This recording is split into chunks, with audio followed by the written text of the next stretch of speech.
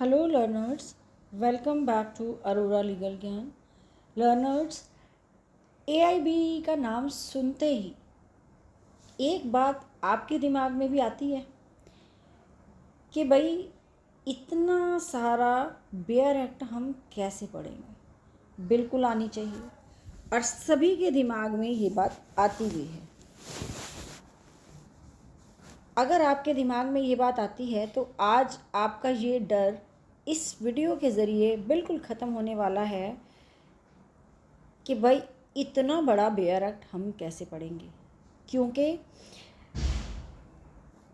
ये बात सच है कि एग्ज़ाम को पास करने के लिए आपको बहुत सारा कुछ याद करने की ज़रूरत नहीं है।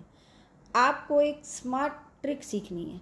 मैं बहुत सारी वीडियोस अपने चैनल पे पहले भी डाल चुकी हूँ ताकि आप फर्स्ट अटेम्प्ट में ही अपना AIBE 21 का एग्ज़ाम क्लियर कर सकें, जो भी AIBE 21 देने जा रहे हैं। और आज की इस वीडियो में बहुत ही इम्पॉर्टेंट थिंग मैं कराने वाली हूँ और आपको कुछ भी याद करने की ज़रूरत नहीं है, कॉन्सेप्ट्स को अंडरस्टूड करने की ज़रूरत है। आपको बस एक ही चीज़ आनी चाहिए, वो होती है आंसर को ढूंढना। बहुत सारे क्वेश्चंस आपको बेयर एक्ट में से मिलते हैं, पर आपको बेयर एक्ट की स्टडी ही नहीं आपने ऐसे करी होती स्मार्ट ट्रिक से कि आप उसमें से क्वेश्चन ढूंढ पाओ। तो आपको स्मार्ट स्टडी करनी है, स्मार्ट तरीके को यूज़ करना है, जिसकी वजह से आपका जो ये एग्ज़ाम है बहुत अच्छे से क्लियर हो जाए। इसे रटना नहीं है, आपको फर्स्ट अटेम्प्ट में पास होने की स्ट्रेटजी को सीखना है। ठीक है,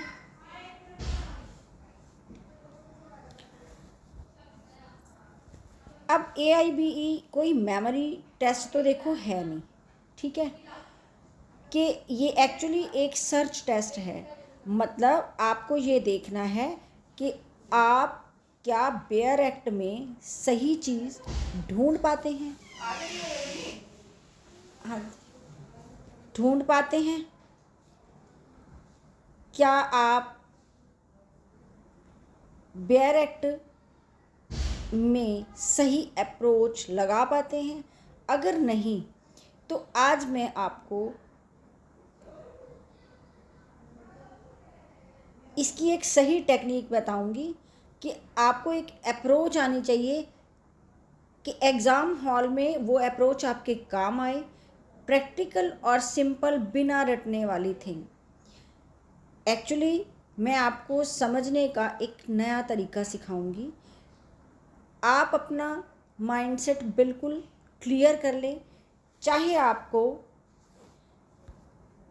एग्ज़ाम में दिक्कत आती है, टाइम कम पड़ता है, बेयर एक्ट आपको याद नहीं होता, क्वेश्चन आपको समझ नहीं आते, तो असल में इसकी वजह क्या है?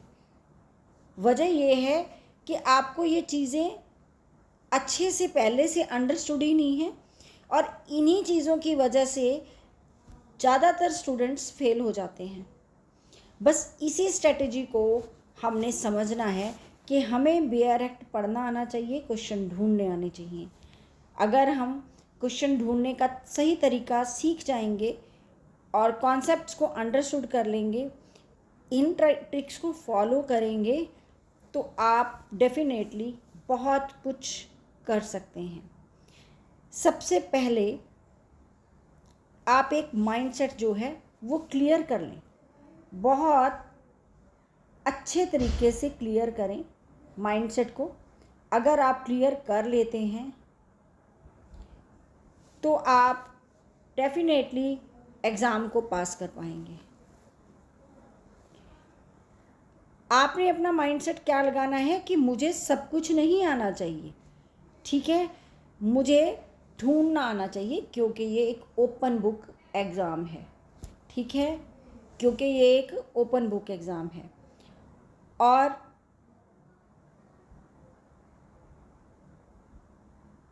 आपने एग्ज़ाम में करना क्या है? सब चीज़ें याद करना ज़रूरी नहीं है, बस हमने इसी चीज़ पे फोकस करना है कि आंसर ढूंढना आना चाहिए। आप सर्च करना सीखें। अगर आपने स्ट्रेटेजी अडॉप्ट करके सर्च करना सीख लिया तो डेफिनेटली पास होना भी आसान हो जाएगा। अब हमने करना क्या है, हमने उस स्मार्ट तरीके को समझना है। स्मार्ट तरीके को समझेंगे कैसे, मैं आपको इसी वीडियो के ज़रिए सिखाऊंगी। आपका AIB डेफिनेटली क्लियर होगा। 4 तरीके मैं आपको बताऊंगी, 4 मेथड्स कह सकते हैं, 4 तरीके कह सकते हैं, जिससे कि आप अपने इस एग्ज़ाम को क्लियर कर सकते हैं। सबसे पहला और आसान तरीका है, आसान मेथड है, वो है आपका इंडेक्स से आंसर को फाइंड आउट करना। ठीक है, अब आप कहेंगे जी इंडेक्स तो हमारे सामने पड़ा है, बड़े इजीली ढूंढ लेंगे। नहीं, इंडेक्स से भी आंसर को ढूंढना आना चाहिए। अब ध्यान से सुनिएगा स्टूडेंट्स, आप इंडेक्स को इग्नोर नहीं करेंगे, और ये बेयर एक्ट फर्स्ट पार्ट होता है। इंडेक्स बहुत ही इम्पॉर्टेंट पार्ट है। जब भी आप बेयर एक्ट खोलेंगे, ये इंडेक्स की लिस्ट शुरू में ही होती है। उसमें सेक्शन बहुत सारे होते हैं, छोटे छोटे टाइटल होते हैं, ये आपको दिखाई देते हैं। अब आपने करना क्या है, मान लीजिए क्वेश्चन में कुछ वर्ड दिख रहे हैं आपको, ठीक है, क्वेश्चन में कुछ ऐसे वर्ड हैं जो एग्ज़ाम में आया है, जो कि सिमिलर से इंडेक्स में भी हेडिंग्स में कुछ ऐसे वर्ड्स हैं जो आपको कीवर्ड्स में मिल रहे हैं। अब उन वर्ड्स के जैसा वर्ड ही आप कोशिश करें आपको मिल जाए आपके इंडेक्स में। ठीक है, आपने पहला टेक्निक यही लगाना है। जैसे ही आपको उसका हेडिंग मिल जाता है, कीवर्ड मिल जाता है, तो उन्हें मिलाएं और वो आपका आंसर बन जाएगा। यहाँ पे आपको पूरा लॉ समझने की ज़रूरत नहीं है। पूरा लॉ नहीं समझना, क्वेश्चन में कीवर्ड्स पकड़ना है, इंडेक्स को खोलना है, मैच करना है। स्ट्रेटजी आपको समझ आ गई। मैंने लास्ट पहले भी आपको वीडियो में समझाया है, जो पीछे अपलोड कर रखी है मैंने वीडियोस, कि कीवर्ड्स को फोकस करो, सेक्शंस को रट्टा नहीं मारना, कीवर्ड्स का ध्यान रखना है, कौन से कीवर्ड कौन से बेयर एक्ट से रिलेटेड हैं। बहुत ईजीली आप आंसर ढूंढ पाएंगी। क्वेश्चन आते ही आपको पता होना चाहिए ये किस सब्जेक्ट का है, कौन से बेयर एक्ट में मिलेगा, कहाँ इसके कीवर्ड मिलेंगे। ठीक है, अब इंडेक्स अगर आपने ऑलरेडी देख रखा होगा तभी आपको ये स्ट्रेटजी समझ में आएगी। ठीक है, और पूरा लॉ समझने की बिल्कुल भी ज़रूरत नहीं है। पहला मेथड समझ में आ गया यहाँ पे। अब आपके पास है दूसरा मेथड। दूसरा मेथड क्या है आपका? दूसरा मेथड है सेक्शन के अंदर ढूंढो, है ना।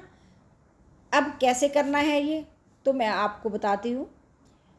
कभी कभी हमारे पास इंडेक्स से इंडेक्स अलग से मतलब एग्जैक्टली मैच नहीं होता, और स्टूडेंट्स क्या होते हैं, पैनिक हो जाते हैं। आपने पैनिक नहीं होना।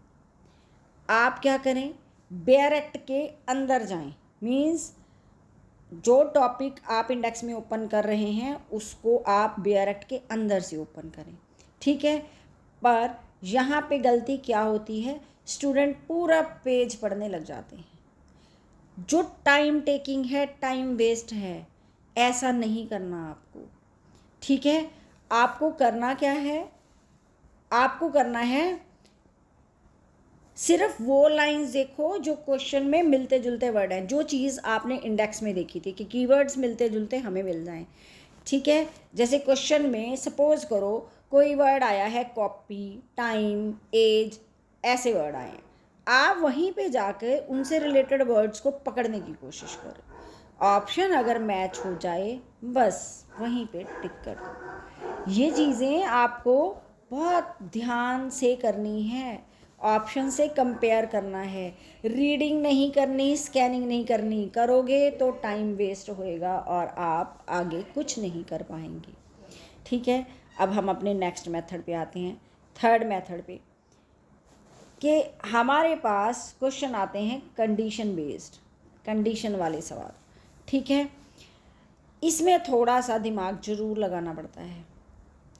देखिए, मैं नहीं मानती कि इस तरह से कोई इतने डीप सेंस से भी आपको बताकर चला होगा, तो मैं आपको बड़े डीप सेंस से बता रही हूँ कि बेयर एक्ट से आप क्वेश्चंस कैसे ढूंढ सकते हैं। तो डेफिनेटली आप क्वेश्चंस को ढूंढना आपके लिए बहुत आसान हो जाएगा। और असर्शन एंड रीज़न बेस्ड जो क्वेश्चंस हैं वो मैं आपको अपने लाइव सेशन में कराऊंगी, और लाइव सेशन का जो मैं कम्युनिटी पोस्ट कर दूंगी, क्योंकि मैं CPC के सिंपल MCQ 20 करा चुकी हूँ। उसके बाद अब हम असर्शन रीज़न वाले क्वेश्चंस को करना है, वो मैं आपको अपडेट पक्का दे दूँगी, ठीक है। अब इस चीज़ को भी बड़े ध्यान से कर लो, क्योंकि ये बहुत इंपॉर्टेंट है। स्टडी करोगे, ब्लाइंड माइंड से करोगे, बिल्कुल बिना सोचे समझे करोगे तो AIBE पास नहीं होना, क्योंकि लेवल इसका टफ हो चुका है। अब मेथड जो हमारा थर्ड है, कंडीशन बेस्ड क्वेश्चन, उसमें कुछ क्वेश्चंस ऐसे आते हैं हमें एग्ज़ाम में, जब हम उन्हें पढ़ते हैं तो उनमें कुछ कंडीशंस दी होती हैं, जैसे कोई एज की, कुछ टाइम पीरियड की, कुछ स्पेशल सिचुएशन, इस तरह से दिया होता है। यहाँ आपको सेक्शन खोलकर उसको जल्दी जल्दी स्कैन करना है, ठीक है। आपको ज़रूरी नहीं है पूरा याद हो, आपने ये देखना है कि कौन सी कंडीशन कौन से क्वेश्चन से जुड़ रही है। अगर आपको दो ऑप्शन सिमिलर लगते हैं तो उन्हें कंपेयर करो और एलिमिनेट कर दो। एलिमिनेट मेथड जिसे कहते हैं, आपको लगता है कि ये चीज़ नहीं हो सकती, वो एलिमिनेट कर देनी है। मीन्स सेक्शंस खोलने हैं और इम्पॉर्टेंट लाइन पकड़नी है, और आपने इसको बहुत अच्छे से अंडरस्टूड करना है, ठीक है। जैसे ऑप्शंस हैं, कॉन्सेप्ट बेस्ड हैं, पढ़ के तो आप जा ही रहे हो, रट्टे मार के नहीं जा रहे, तो आपको अंडरस्टूड हो जाएगा कि ये ऑप्शन हो सकता है, ये नहीं हो सकता। जो नहीं हो सकते उसे एलिमिनेट करो, दूसरा ऑप्शन आपका सही आंसर होगा, ठीक है। अब हमारे पास फोर्थ मेथड है, that is fourth method is here illustration trick points. Illustration को भी इग्नोर नहीं कर सकते हम, ठीक है। अब इलस्ट्रेशन को इग्नोर नहीं कर सकते। सबसे पहले इम्पॉर्टेंट चीज़ है जो ज़्यादातर स्टूडेंट्स इग्नोर कर देते हैं, वो गलती करते हैं। बेयर एक्ट में कई जगह एग्जाम्पल जैसे केसेस लिखे होते हैं, इलस्ट्रेशंस लिखी होती हैं, और इन्हीं इलस्ट्रेशंस को उठा के और सिचुएशंस को पढ़ के क्वेश्चन बना होता है एग्ज़ाम में, और वहीं जाके स्टूडेंट्स इस ट्रिक को समझ नहीं पाते और परेशान हो जाते हैं और आंसर दिया नहीं जाता। आपने क्वेश्चन में दी हुई सिचुएशन को पढ़ना है, बेयर एक्ट में जाकर उसी तरह का एग्जाम्पल ढूंढना है, मैच हो गया तो आंसर कंफर्म है। छोटा सा रियल समझने वाला सीन सोचो कि एग्ज़ाम में आपको एक सिचुएशन दी गई है, आप कंफ्यूज हो गए कि ये कौन सा लॉ है, तो अब आप क्या करोगे, पूरी बुक जो है अल्टा पल्टी करनी स्टार्ट कर दोगे। ऐसा नहीं करना, आप सीधा इंडेक्स में जाओगे, रिलेवेंट टॉपिक को ढूंढोगे, सेक्शन खोलोगे, इलस्ट्रेशन मैच करोगे, बस आंसर मिल जाएगा। इस चीज़ का ध्यान रखना है, कंफ्यूज नहीं होना, कौन सा ला है नहीं समझ में आ रहा, सीधा इंडेक्स में चले जाएं, रेलेवेंट टॉपिक ढूंढ लें, आपको सेक्शन मिल जाएगा और इलस्ट्रेशन मैच हो जाएगी, बस आंसर मिल जाएगा। अगर आप इन 4 मेथड्स को बहुत अच्छे से अंडरस्टूड कर जाते हैं तो डेफिनेटली आपका बहुत ही बेनिफिट होने वाला है, ठीक है। मैंने आपको ये सारी चीज़ें बहुत अच्छे से अंडरस्टूड कराई हैं। 4 ही मेथड मैंने आपको बताए थे, है ना, situation, question, bare act, illustration, match answer. अब एग्ज़ाम के लिए कुछ पॉइंट्स हैं जो कि आपने ध्यान में रखने हैं कि आपको एग्ज़ाम में करना क्या है, ठीक है। बेयर एक्ट आपका बेस्ट फ्रेंड है, आपको स्पीड प्लस स्मार्ट सर्च दोनों चीज़ें सफलता दिलवा सकती हैं। हर एक क्वेश्चन को अंडरस्टूड करें, कीवर्ड को पकड़ें, टाइम बचाएं, पैनिक मत होएं, प्रैक्टिस करें, कॉन्फिडेंस आपके अंदर आ जाएगा। आपको मैं दोबारा से बता रही हूँ, रटना नहीं है, ढूंढना है। और जो इंडेक्स है that is a shortcut. Section को स्कैन करना है, पढ़ना नहीं है, इलस्ट्रेशंस को इग्नोर नहीं करना। अगर ये अप्रोच आप यूज़ कर लेते हैं, ठीक है, अगर आप ये अप्रोच यूज़ कर लेते हैं तो डेफिनेटली आपका AIBE पास होना मुश्किल नहीं है। ठीक है, आप आसान से आसान तरीका यूटिलाइज कर सकते हैं, क्योंकि AIB पास करना आसान है। 4 मेथड जो मैंने बताए वो भी कोई ज़्यादा टिपिकल नहीं है, इजी हैं। अब इन चीज़ों को याद रखें, इंडेक्स की ट्रिक भी, सेक्शन स्कैन करने की, कंडीशन बेस्ड क्वेश्चंस की और इलस्ट्रेशन की। अगर इन चीज़ों को आप याद रखते हैं तो आपका बहुत ही ज़्यादा बेनिफिट होने वाला है। बेयर एक्ट को कंप्लीटली रट्टे नहीं मारें, बिल्कुल सेक्शंस को रट्टे मारने लग गए, कुछ नहीं याद रहने वाला। बहुत सारे सब्जेक्ट्स हैं। अंडरस्टैंडिंग, कॉन्सेप्ट की अंडरस्टैंडिंग, केस लॉ की अंडरस्टैंडिंग बहुत मायने रखती है। और मैं आपको बता दूं, जो लैंडमार्क केसेस हैं बहुत सारे जो एग्ज़ाम में बार बार रिपीट होते हैं, मैं उसका लाइव सेशन भी आपके साथ करूंगी। इसलिए आप चैनल को सब्सक्राइब जरूर करें, वीडियो को लाइक ज़रूर करें और स्टडी वीडियोस के लिए आप हमारे चैनल को ज़रूर फॉलो करें। और अगर आपको ये मेरा तरीका प्रैक्टिकल लगा हो तो कमेंट बॉक्स में प्रैक्टिकल लिखना ना भूलें और बेल आइकन पर ऑल पे ज़रूर क्लिक करें ताकि आने वाली हर वीडियो का नोटिफिकेशन आपको मिल जाए। लर्नर्स, अगर आप माइंडसेट बना करके चलेंगे तो डेफिनेटली AIBE 21 ज़रूर क्लियर होगा। उन लोगों का भी जो फर्स्ट अटैम्प्ट दे रहे हैं और उन लोगों का भी जो अब सेकंड अटैम्प्ट दे रहे हैं, जिनका AIBE 20 पास नहीं हुआ था। बहुत सारे स्टूडेंट ऐसे भी होंगे, लेकिन मैं आपको बता दूं, प्रैक्टिकल तरीके कोई नहीं बताता, इसलिए चैनल को फॉलो करना बिल्कुल मत भूलिएगा, क्योंकि इम्पॉर्टेंट थिंग्स आपसे ही मिस होंगी। Thank you.